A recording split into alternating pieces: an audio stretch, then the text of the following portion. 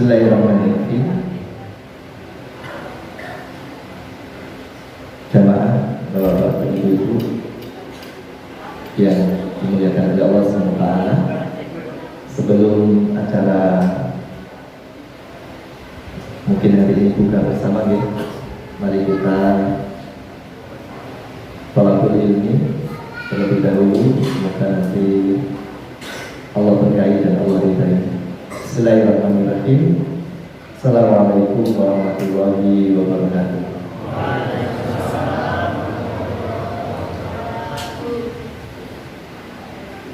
Alhamdulillahirabbil alamin. Hamdan syukran thayyiban mubarakan fi. Asyhadu an la ilaha illallah iyyahu na'budu wa iyyahu nasta'in. Wa asyhadu anna Muhammadan abduhu wa rasuluh. Allahumma shalli ala Muhammad wa ala alihi wa ashabihi wa man tabi'ahum bi ihsan ila yaumil. Alhamdulillahirabbil alamin. Puji dan syukur atas nikmat yang Allah karuniakan kepada kita semuanya. Allah perkenankan kita untuk berkumpul di majelis insyaallah yang diridhai ini, di masjid yang mulia, di rumahnya Allah SWT yang mulia, di bulan yang mulia juga. Allah kumpulkan kita semuanya, semoga semakin bertambah iman kita, semakin bertambah ketakwaan kita kepada Allah SWT. Dan yakinlah bahwa tidak ada orang yang rugi, orang yang senantiasa menambah atau meningkatkan iman dan takwanya. Tidak akan pernah rugi orang yang selalu meningkatkan iman dan amal solehnya, sebagaimana yang Allah firmankan di dalam surat yang sudah kita kenal, wal asyri innal insana lafi khusrin illa alladziina aamanu wa 'amilus shalihati wa tawassaw bil haqqi wa tawassaw bis sabr. Tidak akan pernah rugi orang yang meningkatkan imannya, tidak akan pernah rugi orang yang selalu meningkatkan amal solehnya, nasihat-nasihati dalam kebaikan, kebenaran, dan nasihat-nasihati dalam kesabaran. Bahkan di surat At-Tin Allah juga mengulangi lagi itu, dan di ayat yang lain tentunya. Wat-tini waz-zaitun wa turi sinin wa hadzal baladil amin laqad khalaqnal insana fi ahsani taqwim summa radadnahu asfala safilin. Kemudian kami kembalikan mereka ke tempat yang serendah-rendahnya. Illal ladzina amanu, kecuali mereka yang beriman, meningkatkan imannya. Illal ladzina amanu wa amilus shalihat, dan selalu beramal soleh, meningkatkan imannya dan amal soleh. Lebih-lebih kita di bulan Ramadan, alhamdulillah Bapak Ibu jamaah yang dirahmati Allah, di bulan Ramadan kebaikan Rasulullah itu mengalir seperti angin yang berhembus tanpa henti. Beliau kebaikannya mengalir seperti angin yang berhembus, tidak henti-hentinya. Kok dia berbuat baik terus dan seterusnya ya. Inilah bulan Ramadan. Maka tidak akan pernah rugi orang yang beriman dan selalu beramal saleh. Maka alhamdulillah kita dikumpulkan di tempat yang terbaik, di bulan yang terbaik. Semoga kita semuanya nanti keluar dari bulan Ramadan itu sebagaimana yang disebutkan oleh Rasulullah SAW, kayaumi waladathu ummuhu, seperti keadaan kita dilahirkan ibunya atau ibu kita ya. Kayaumi waladathu ummuhu, seperti keadaan kita dilahirkan oleh ibu kita, yaitu bersih, dosanya diampuni. Karena salah satu kemuliaan di bulan Ramadan adalah Allah bersihkan kita, Allah ampuni dosa-dosa kita, sehingga nanti kita seperti bayi yang baru dilahirkan. Kullu mauludin yuladu alal fitrah ya, kita kembali seperti bayi yang baru lahir fitrah ya. Maka alhamdulillah, semoga Allah senantiasa limpahkan keberkahannya terus tanpa berhenti, karena Ramadan ini penuh keberkahan. Syaratnya nanti kalau selesai Ramadan, syaratnya cuma satu, walau anna 'alal qura amanu wattaqau latahfana 'alaihim barakatim minas samai wal ardh. Tetap meningkatkan iman dan takwanya, jangan kendor, jangan berhenti. Allah berfirman, kalau sekiranya suatu penduduk negeri, suatu kaum mau meningkatkan iman dan takwanya, Allah akan bukakan keberkahan dari langit dan dari bumi. Maka semoga keberkahan ini terus berlanjut untuk kita semuanya, insya Allah.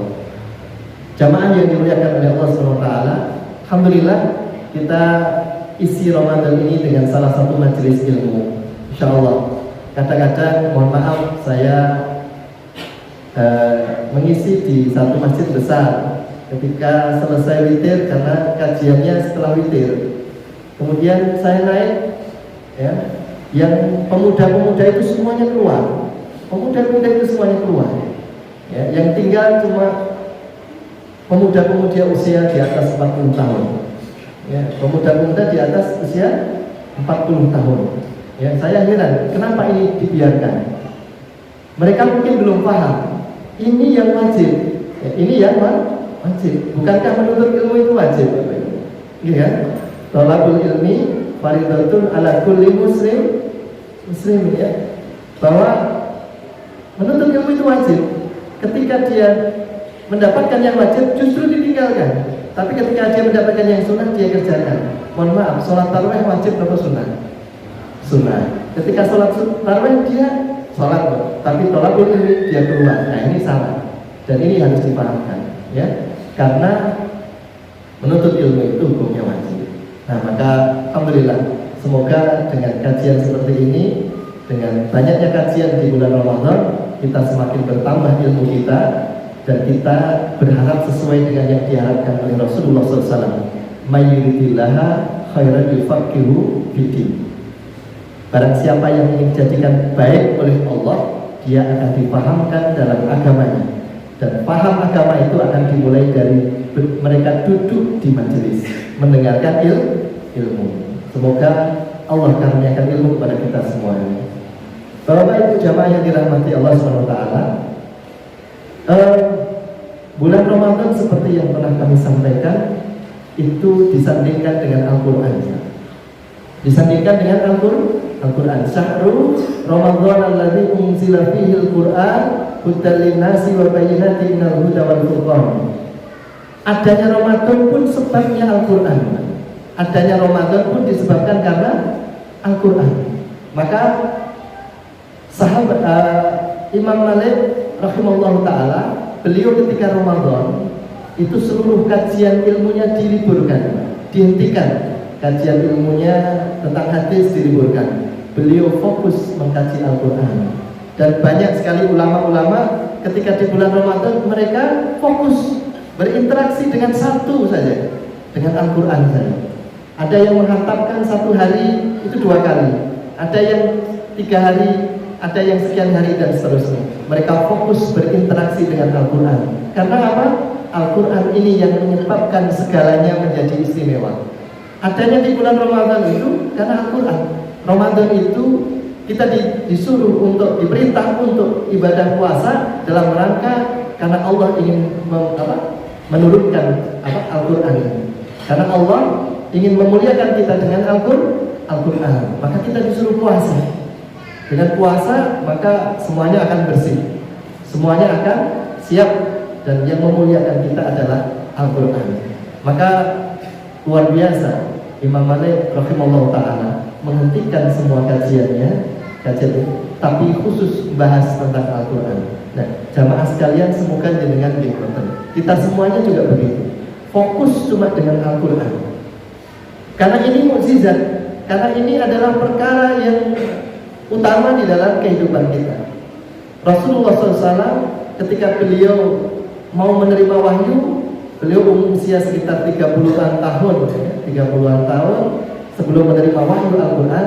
Beliau resah dengan kondisi umat, resah dengan kondisi masyarakat yang disebut dengan di dalam Quran dalam kesesatan yang nyata. Di dalam kesesatan yang nyata, masyarakatnya sudah luar biasa dan disebut dengan kalimat jahiliyah. Dan ketika beliau kemudian bertahanus di Gua Hira, solusinya cuma satu. Maka ini menjadi pelajaran bagi kita.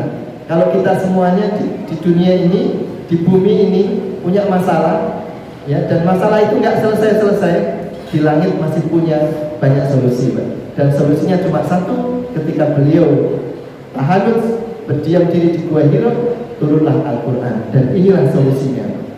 Solusi hidup itu hanya Al-Quran, ya. Solusi hidup adalah Al-Quran. Maka para ulama dahulu, kalau mereka sedang dilindung masalah, solusinya cuma dua. Kalau tidak sholat, baca Quran. Jadi kalau mereka sedang diterpa musibah, ditimpa musibah apapun, solusinya cuma satu. Mereka sholat, wasta'inu bis-sabri was-shalah, atau mereka baca Quran, ya. Atau dua itu dirangkum jadi satu, sholat sekaligus baca Quran.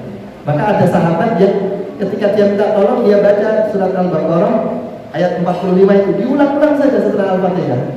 Wasta'inu bis-sabri was-shalah, ya, wasta'inu bis-sabri was-shalah, wa innaha lakabiratun illa 'alal khashi'in, ulang-ulang saja.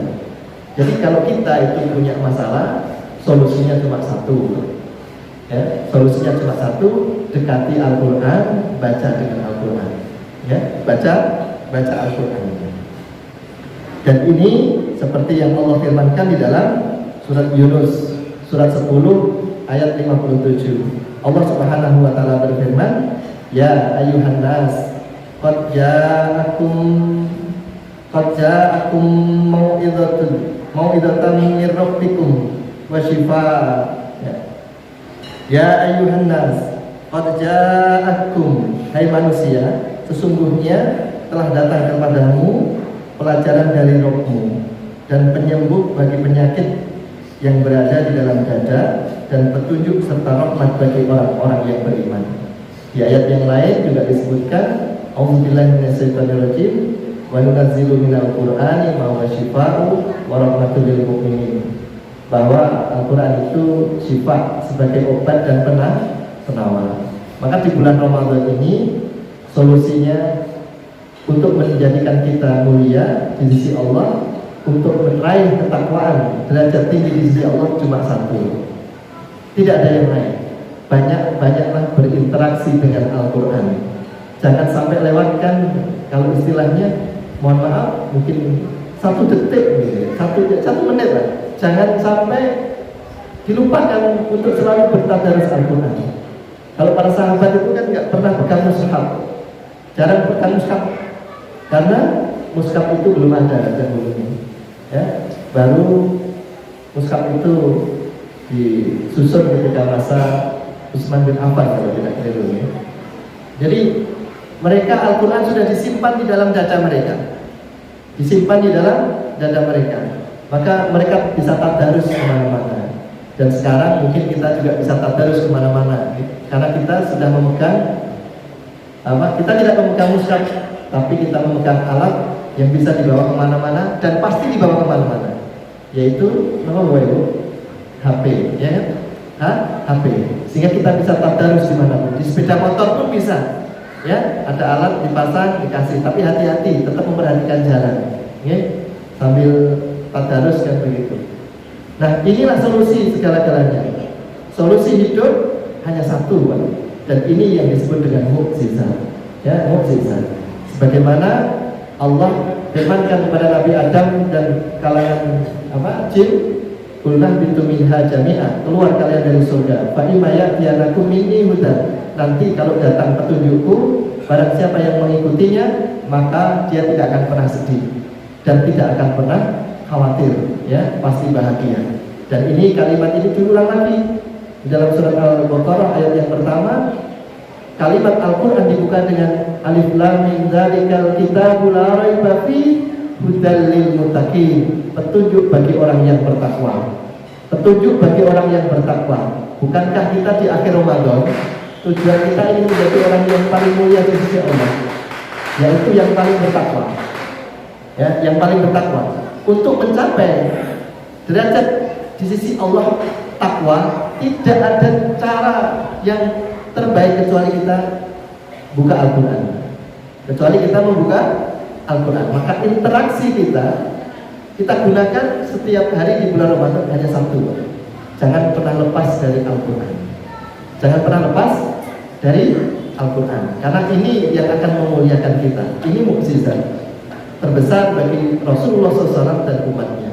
Maka mari Bapak Ibu yang dimuliakan oleh Allah SWT, kita semakin di akhir ini, di akhir-akhir Ramadan ini, malam ke 16 atau jenengan nggak pernah ngitung ya, nggak pernah ngitung, pokoknya buka tarawih gitu ya, buka tarawih sahur gitu. Mungkin ini sudah dapat separuh ya, mungkin malam 16 ya, di separuh. Nah, kita evaluasi apakah kita sudah menjadikan Al-Quran sebagai bacaan utama kita di bulan Ramadan, atau justru kita jauh dari Al-Quran ya, kita jauh dari Al-Quran. Kalau Imam Malik saja rahimahullah ta'ala meliburkan semuanya ya, meliburkan semuanya dan hanya fokus dengan Al-Quran, tentunya kita juga meniru beliau kalau bisa. Maka saya sepakat ya, kalau Ramadan itu semua kegiatan libur, termasuk anak sekolah libur ya, pegawai pemerintah semuanya libur, fokus kajian Al-Quran.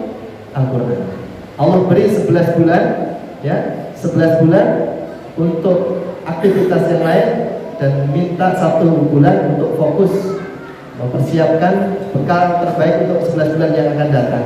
Dan bekal terbaik tidak ada lain kecuali Al-Quran. Ada yang sampun khatam sampai 2-3 kali? Ibu-ibu sampun ya Bu? Sudah berapa kali Bu? Separuh ya, karena mengikuti harinya ya. Kan satu one day one juice kan ya? One day one juice atau one day one ayah kan begitu ya. Monggo Bapak Ibu-ibu dan Bapak-bapak, kalau jenengan punya waktu ditambah terus ya, tadarus Al-Qurannya.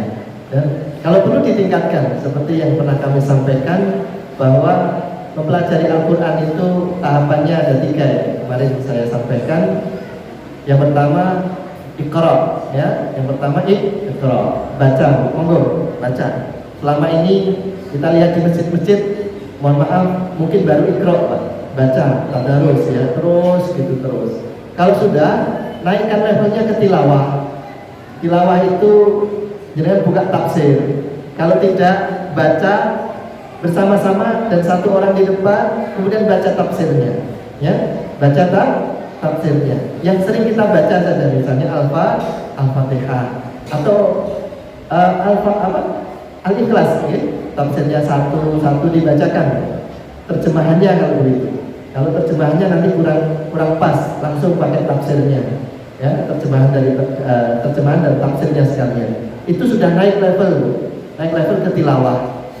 Nah, kemudian kalau sudah jenengan naikkan levelnya ke tahfidz, hafalkan itu ya, hafalkan bacaan itu, besok nggak usah pakai mushaf karena Al-Quran sudah tertanam ke dalam dada, tidak perlu pakai mushaf, dan kita amalkan. Itulah level-level nanti mempelajari Al-Quran. Jangan sampai usia kita tua, dari muda cuma Iqra saja ya, cuma Iqra saja.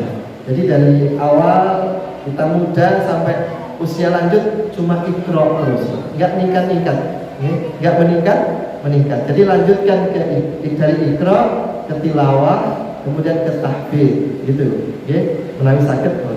Insya Allah nanti kita akan mendapatkan hidayah dan petunjuk di dalamnya. Karena Al-Quran itu petunjuk, tidak hanya dibaca, tapi ada petunjuk-petunjuk yang ada di dalamnya yang harus kita lakukan. Maka disebut syahrul Ramadan alladzi unzila fihil Qur'an hudan linnasi wa bayyinatin minal huda wal furqan. Di sana ada petunjuk dan penjelasan tentang petunjuk itu, dan pembeda mana yang benar dan mana yang salah. Maka Rasulullah SAW mengingatkan kepada kula panjenengan sedaya, besok di akhir zaman, Allah alam, kemungkinan kita juga sudah di akhir zaman ini, akan muncul banyak masalah, muncul banyak perselisihan, muncul banyak pendapat sana sini ya, kemudian muncul banyak hal-hal dari sekian banyak. Maka Rasulullah mengatakan ya, peganglah kuat-kuat dengan gigi gerahamnya 2 perkara ini, maka kamu tidak akan sesat. Apa itu? Kitabullah wa sunnatul Rasul ya, kitab Al-Quran kita baca, kemudian kita renungkan, sehingga kalau punya masalah larinya ke Al-Quran, larinya ke Al-Quran, atau larinya kepada Allah Subhanahu Wa Taala. Sekali lagi Bapak Ibu, para orang-orang soleh dulu itu curhatnya kepada Allah dan Al-Quran. Maka saya katakan tadi, saya sampaikan tadi, kalau mereka punya masalah, mereka baca Quran, mereka sholat, karena sholat itu solusi untuk memecahkan masalah. Baca Quran juga demikian. Mereka, kalau mereka punya masalah, mereka curhatnya sama Allah, ya, habis sholat, habis baca Quran, curhat terus. Bahkan pernah kami sampaikan juga dalam kajian, ya, Rasulullah SAW itu curhat sama Allah itu ba'da asar sampai maghrib berdoanya, ya. Nanti jangan coba mengangkat tangan dari ba'da asar sampai maghrib. Kira-kira capek buat itu? Capek ya Pak? Curhat, jenengan curhat kali itu tonggo kadang 2 jam enak ya Pak? Curhat sama teman itu kadang 3 jam sambil nonton TV, sambil petan lah, sambil petan, apa itu, mohon maaf, tumone entek, tonggone entek, kan gitu. Kita bisa curhat sama manusia itu sampai mungkin 2 jam. Saya pernah Pak ditelepon sama teman curhat 2 jam lebih Pak, telepon sampai telinganya panas, HP-nya juga panas Pak, hatinya juga panas hatinya juga panas. Curhat segitu bisa. Kita curhat sama Allah, kadang-kadang doanya diambil yang paling singkat Pak, Rabbana atina fid dunya hasanah. Kalau ditanya kenapa doanya simpel sekali, apakah nggak boleh doa itu? Boleh, nggak apa-apa. Dia alasannya ini selesai. Kalau saya doa, ya Allah bahagiakan kami di dunia, bahagia di akhirat, kan selesai Pak. Pokoknya yang penting bahagia di dunia dan bahagia di akhirat. Ini doa yang mencakup seluruhnya, ya, mencakup seluruhnya. Ya betul, tapi kan tidak seumum itu, tidak seumum itu. Ketun-ketun jenengan bayangkan kalau Rasulullah itu mengangkat kedua tangannya berdoa pada asar sampai maghrib, itu yang dibicarakan apa kira-kira? Kan gitu, ya, masih detail sekali kan, detail ini ya. Rasulullah kadang cuma keluar malam melihat bintang gitu ya, melihat bintang, merenung gitu, kembali lagi kan gitu, pulang balik lagi keluar gitu. Ketika beliau mau apa, turun ayat tentang pemindahan kiblat itu, beliau kan cuma keluar malam melihat langit, kemudian turun ayat, kami tahu bahwa kamu setiap malam kan gitu ya, berpikir gitu, akhirnya dipindah kiblatnya. Jadi beliau nggak mengungkapkan, cuma isi hatinya saja. Maka ibu-ibu, bapak kalau punya masalah keluar malam ya, lihat bintang, ya. Lihat bintang. Semoga ada yang jatuh menerangi hati kita yang sedang susah, ya. Hati kita yang sedang susah, kan begitu. Kalau malam hari keluar malam kemudian lihat bintang, ada doanya kan Bu? Ada doanya ya Pak? Doanya bagaimana Pak? Rabbana ma khalaqta hadza batila. Dengan kalau melihat langit, ya, kagumnya nanti dulu. Wah hebat, wah indah, betul itu. Tapi berdoa sama Allah, Rabbana, ya Allah, Engkau ciptakan ini pasti tidak sia-sia. Surat Al-Baqarah ayat yang terakhir, ya. Rabbana ma khalaqta hadza batila subhanaka faqina adzabannar. Itu. Jadi itu Bapak Ibu, solusi kehidupan kita hanya satu, Al-Quran. Pokoknya jenengan ampun sampai jauh-jauh dari Al-Quran. Setiap saat kalau longgar, mushaf di sebelahnya, atau HP di sebelahnya. Sedikit baca Quran, sedikit baca. Kalau yang tidak baca, bisa baca Bu. Baca yang jenengan bisa baca. Al-Fatihah ulang-ulang, ya. Kulhu, Falaq, An-Nas, ulang-ulang. Kan begitu saja. Oke? Pokoknya manfaatkan semuanya untuk membaca Al-Quran. Dan insya Allah biarkan Allah yang mendidik kita, biarkan Quran yang mengolah jiwa kita dan hati kita. Sebagaimana Quran mengolah Rasulullah SAW menjadi manusia terbaik, mengolah Madinah menjadi negeri terbaik, mengolah Mekah menjadi negeri terbaik, mengolah semua yang bersanding dengan Al-Quran pasti baik. Maka Rasulullah SAW bersabda, Innallaha yarfa'u bihadzal kitab aqwamau wa yadha'u bihi akharin. Siapapun yang bersanding dengan Al-Quran akan dimuliakan, dan siapa yang jauh dari Al-Quran akan dihinakan. Semoga kita semuanya termasuk orang-orang yang di bulan Ramadan ini selalu berinteraksi terus dengan Al-Quran, sampai nanti akhir Ramadan dan terus berlanjut sesudahnya. Saya kira itu yang kami sampaikan Bapak Ibu. Kurang 3 menit ya Pak. Jadi ya, persiapan kita untuk berbuka. Di sela-sela buka ada doa yang mustajab. Monggo kita berdoa kepada Allah, semoga Allah terima amal ibadahnya nantinya. Nanti berdoanya masing-masing. Saya kira itu yang kami sampaikan. Semoga kita termasuk ahlul Quran, keluarga Al-Quran. Karena Al-Quran itu maktubatullah, hidangannya Allah. Jangan ambil yang mana pasti nikmat. Al-Quran itu maktubatullah, hidangannya Allah yang semuanya lezat. Jangan ambil ayat kursinya nikmat, jangan ambil Al-Fatihahnya nikmat, jangan ambil Anasnya, semuanya nikmat. Maka rasakan, mari kita nikmati semua hidangan itu agar kita mendapatkan kebaikan-kebaikan dan mukjizat dari Al-Quran.